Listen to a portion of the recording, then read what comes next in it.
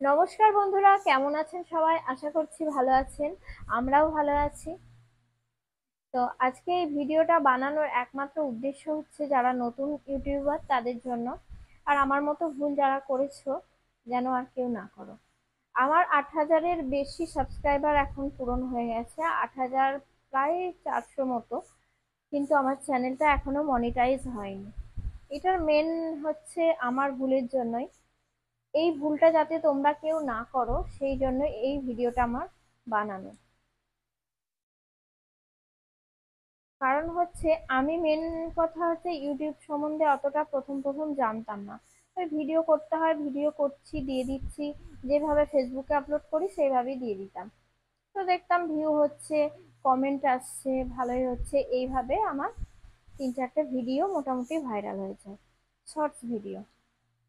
তো ওখান থেকে আমার সাবস্ক্রাইবার গুলো অনেক বেড়েছে। আমার মেয়ের একটা ভিডিও থেকে মোটামুটি 4,500 মতো সাবস্ক্রাইবার হয়েছে। আর ওখানে ওইভাবে ওর মানে অনেকগুলো ওইভাবেই সাবস্ক্রাইবার বেড়ে গেছে, ওই ভিডিওগুলো থেকে আরো টুকটাক হয়েছে, 10,000 15,000 এরকম ভিউ হয়েছে। আর একটা 19 লাখ হয়েছিল, একটা 7 লাখ, 2.5 লাখ, 50,000, 47,000, এইভাবে আছে 68,000। তো এরকম হতে থাকে আর সাবস্ক্রাইবার গেন হয়েছে। তো বেশ ভালোই লাগছিল। ভিডিও নতুন নতুন বানানোর ইন্টারেস্ট, মেকআপ ভিডিও, এটা সেটা। আমরা যেহেতু আহ, আমি মেকআপ করি, সেই জন্য আমি বিভিন্ন ধরনের আমার মেয়েকেও করেছি, আমি নিজেও করেছি। তো তারপর যখন দেখলাম যে ভিডিওতে ভালো ভিউজ আসছে, নতুন নতুন ফ্রেন্ডস হচ্ছে, ভালোই লাগছে, ভিডিও বানাচ্ছি, কিন্তু চ্যানেল যে মনিটাইজ হয়, ইউটিউবে আর্ন করা যায়, এগুলো তখন অতটা জানতাম না। তো পরে জানলাম। আমি ইউটিউবে আসার মেন হচ্ছে আমার এই মৌসুমীদি প্রথম বলেছিল যে তুমি ইউটিউব করো, ইউটিউব দেখবে তোমাকে অনেকটা ভালো লাগবে, ইউটিউব একাকিত্ব দূর করবে, ইউটিউব তুমি টেনশন মুক্ত হবে, নতুন নতুন বন্ধু পাবে, অনেক পজিটিভ যেমন মানুষ আছে নেগেটিভও আছে, নেগেটিভটা কম ভেবেই আমাদের এগোতে হবে। সেই ক্ষেত্রে আমি আমার ভিডিওতে মেকআপ ভিডিও, তারপর ব্লগিং, আমার তো ব্লগিং চ্যানেল বাচ্চাদের নিয়ে বা বিভিন্ন রকম ব্লগ দেওয়া আছে।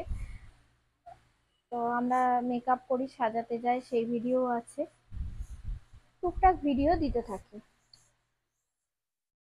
আমার নিজের ভুল বলতে যেটা মানে আলোচনার মূল বিষয়, আমার যখন সাবস্ক্রাইবার 4,500 মতন পূরণ হয়ে গেছে, তো ইউটিউবে আরেকটা নিয়ম আছে, 3 মাসে যদি 1 মিলিয়ন ভিউজ আনা যায় সেটা শর্টস থেকেও মনিটাইজ করা যায়। আমার মোটামুটি 44 লক্ষ মতো ভিউজ হয়েছিল। তারপর থেকে আমি ওই থামিয়ে দিয়েছি। আর একটু খাটলে হয়তো হয়ে যেত, কারণ সেই সময়টা আমার আর ওটা মাথায় ছিল না। আমার মেয়ের প্রথম স্কুল, একটা স্কুল থেকে অন্য স্কুলে শিফট করেছি একটু দূরে, সেই অনুযায়ী অনেকটা ঝামেলা ছিল। আবার তো মুন্নির স্কুল আলাদা দিকে, দুজনের স্কুল, আবার ব্রাইডাল সিজন চলছিল, বিভিন্ন রকম, তার মাঝখানে আমার ফোনটা ভেঙে গিয়েছিল, ভিডিও করার মতো ফোন ছিল না, অনেক কিছুদিন পর নিলাম। সেই টাইমটা আমি ভিডিও না করে করে আমার ভিডিওতে আমি কিরকম ভিডিও করব আমার মাথা থেকে বেরিয়ে গেছিল। তুমি যদি রেগুলার ভিডিও করতে থাকো, ভিডিও যদি রেগুলার দিতে থাকো, দেখবে তোমার মাথা থেকেই নানান রকম প্ল্যান এসে যায়, এরকম করব এরকম করব। তুমি যদি ভিডিও করতে করতে স্টপ করে দাও, তখন দেখবে কি মাথায় আসবে, কিছুই আসবে না। ওই হয়তো একটা গান করলে, লিপ দিয়ে ছেড়ে দিলে, এইভাবে তো ভিডিও ভাইরাল হবে না। ভিডিও ভাইরাল করতে গেলে অবশ্যই সময়ের দরকার। কারণ আমার যেটা নেই, তবুও আমি যেটুকু পাই সেইটুকু টাইমের মধ্যে ভিডিও করার চেষ্টা করি। আমার তো এমনি দুটো মেয়ের ঝামেলা আছে, প্লাস আমাদের পার্লার আছে। যাই হোক, আমার যে ভুলটা আমি করেছি, ওই যে ওই টাইমটা আমি ভিডিও দেওয়া বন্ধ করে দিয়েছিলাম। মেয়ের ভিডিও মানে পড়াশোনা, ওর বাবা বলছিল যে ওকে আগে ভালো করে মন দাও পড়াশোনাতে। মেয়ের সাথে আমাকে স্কুলে যেতে হতো, স্কুল থেকে এসে ওই পড়ানো, ভিডিও এডিট করা, আর ওসব সময় হতো না, বা নতুন নতুন কিছু মাথাতে আইডিয়াও আসতো না। তখন একটা মেয়েকে ভালো জায়গায় পড়াবো কোন জায়গায় সেটা নিয়ে আমি টেনশনে ছিলাম। সেই সময়টা কোনো ভিডিও আপলোড করিনি। হঠাৎ করে আমি ওয়াইটি স্টুডিও চেক করিনি, মানে এইভাবে ভিউজ কমে যায় এই যায় এগুলো আমার ধারণা ছিল না। আমি জানছি আমার এত সাবস্ক্রাইবার হয়ে গেছে, এত ভিউজ হয়ে গেছে, এত ওয়াচ টাইম হয়ে গেছে, কিন্তু ওটা যে ভিডিও দেওয়া বন্ধ করে দিলে কমে যায় সেটা আমি জানতাম না। তারপর 3 মাস মতো ভিডিও দিইনি। তারপর হঠাৎ করে একদিন দেখছি পুরো আমার ডাউন হয়ে গেছে, সব ডাউন হয়ে গেছে, ভিউজ ডাউন হয়ে গেছে, ওয়াচ টাইম কমে গেছে। তারপর আমাকে যে ইউটিউব থেকে ইনকাম করছিল মনিটাইজের জন্য আর একটু বড় ভিডিও দিতে দিতে, আমার আর ওই দিকটাই খুলে দেখা হয়নি সেই সময়টা। এরকম করতে করতে আমার চ্যানেলটা পুরো ফ্রিজ হয়ে গেছিল, ফ্রিজ হয়ে গেছে। আর যখন আমি পরে ভিডিও দিচ্ছি কোনো ভিডিওতেই ভিউজ আসছিল না। তো তারপর ওর বাবা বলতো ছাড়া ওদিক নিয়ে সব কিছু হবে না, বেকার ভিডিও করা বেকার। তারপর কিন্তু তবুও আমি হাল ছাড়িনি, আমি এখনো ভিডিও দিয়ে যাচ্ছি টুকটাক, কিন্তু মেকআপ করে বা আলাদা রকম সময় করে আমার ভিডিও করা হচ্ছে না। মেন হচ্ছে ভিডিও, বড় ভিডিও দিতে হবে। আমার 8,500 মতো সাবস্ক্রাইবার হয়ে গেছে, কিন্তু আমার বড় ভিডিও দিয়ে আমার ওয়াচ টাইমটা বাড়াতে হবে। আমার ওয়াচ টাইম একদম কমে গেছে, ভিউজও কমে গেছে, কারণ এখন আর কোনো ভিডিও একদম ভাইরাল হয়নি। ওই 10,000 15,000 মতো ভিউ আসছে।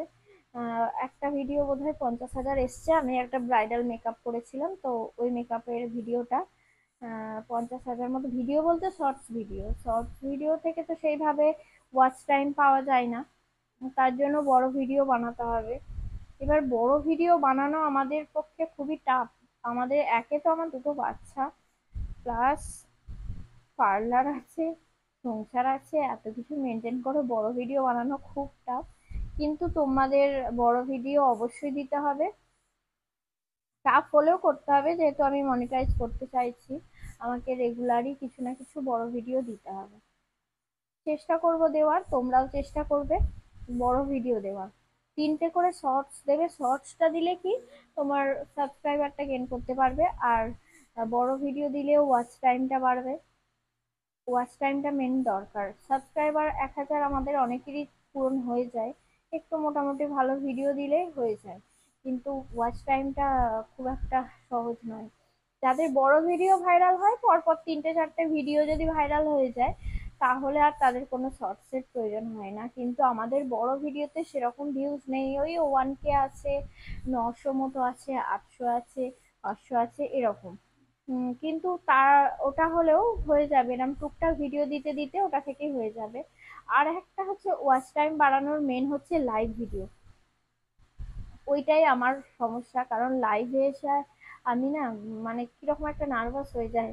লাইভে এসে কি বলবো, কেউ যদি কোনো কিছু বলে তো ঠিক আছে, নয়তো সেই মুখ বুজে বসে থাকবো, কে কখন একটা কমেন্ট করবে তার রিপ্লাই দেবো।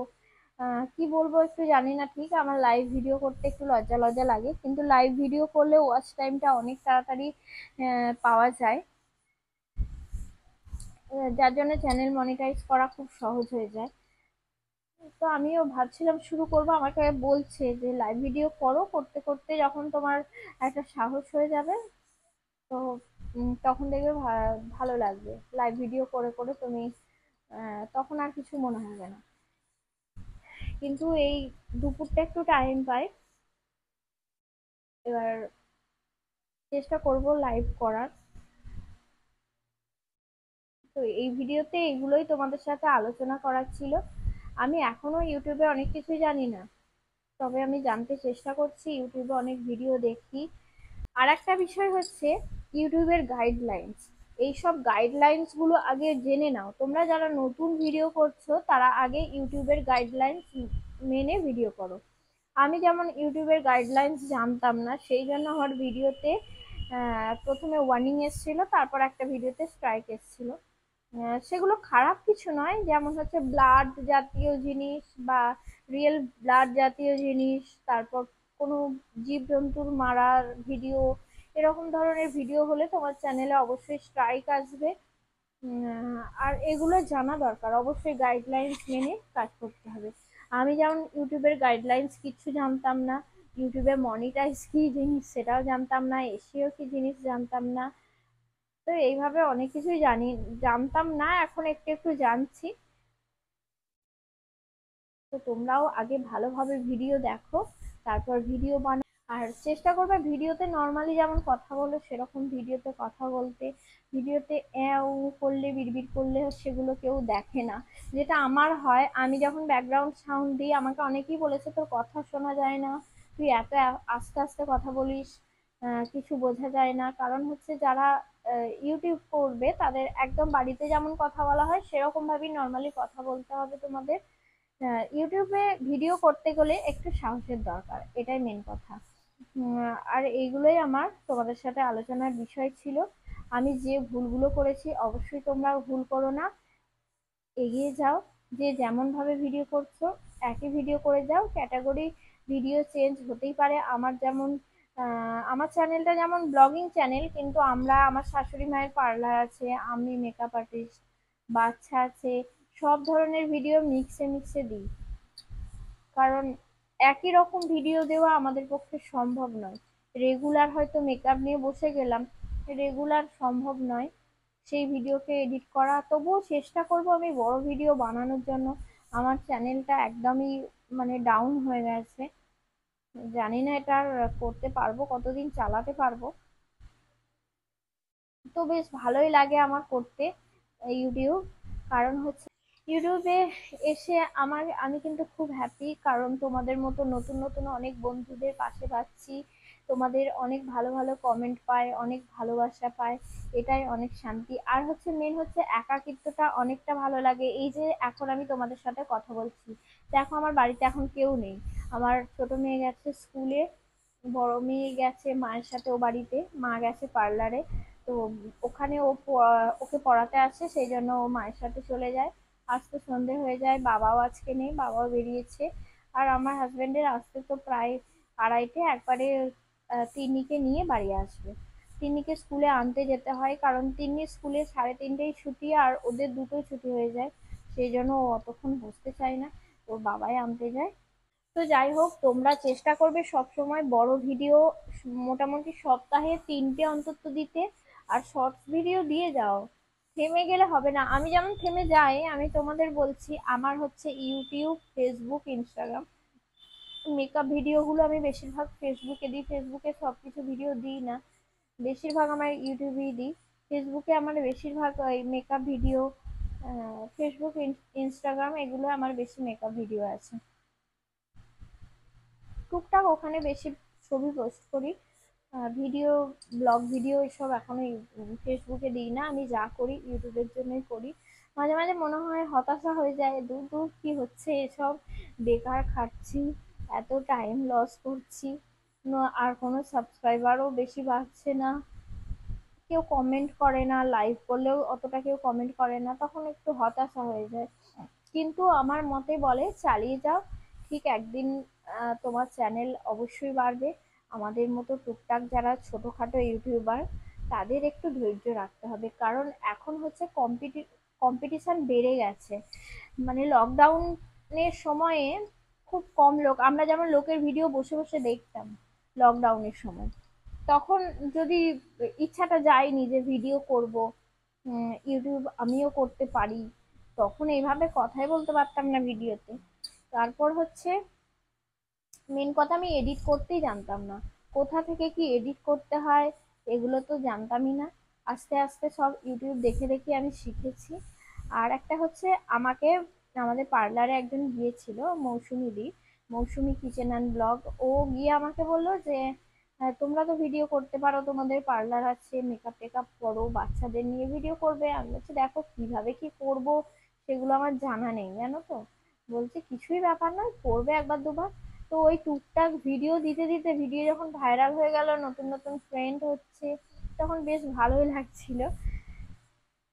তো এইভাবেই আমার ইউটিউবে আসা ছিল। আমার আজকে ভিডিওতে মূল উদ্দেশ্য ভিডিওটা করার। তো আমার মতো ভুল অবশ্যই তোমরা করো না, আগে ইউটিউবের গাইডলাইন্স জেনে নাও, আর বড় ভিডিও অবশ্যই দেবে। শর্টস ভিডিও তার সাথে দেবে, কারণ সাবস্ক্রাইবার অবশ্যই দরকার। সাবস্ক্রাইবারের মানে পাশাপাশি ওয়াচ টাইম অবশ্যই দরকার, ভিউজ অবশ্যই দরকার। সেই জন্য 3-4টে শর্টস দেবে, আর একটা করে বড় ভিডিও দিতে পারলে ভালো, নয়তো বা একদিন ছাড়া একই টাইমে ভিডিও দাও। অবশ্যই আমি তো চেষ্টা চালিয়ে যাবো, এবার ভাবছি। আমার এই ভিডিওটা যারা দেখলেন অসংখ্য ধন্যবাদ। চ্যানেলে যদি নতুন হন তাহলে আমার চ্যানেলটিকে সাবস্ক্রাইব করে বেল আইকনটি টিপে দিন সবার আগে নোটিফিকেশন পাওয়ার জন্য। ভিডিওটি ভালো লাগলে অবশ্যই লাইক করবেন, আর কমেন্ট করে জানাবেন কেমন লাগলো আজকের ভিডিওটা। নমস্কার সবাইকে, ভালো থাকবেন, সুস্থ থাকবেন। আর যদি কিছু ভুল বলে থাকি অবশ্যই ক্ষমা করে দেবেন। নমস্কার।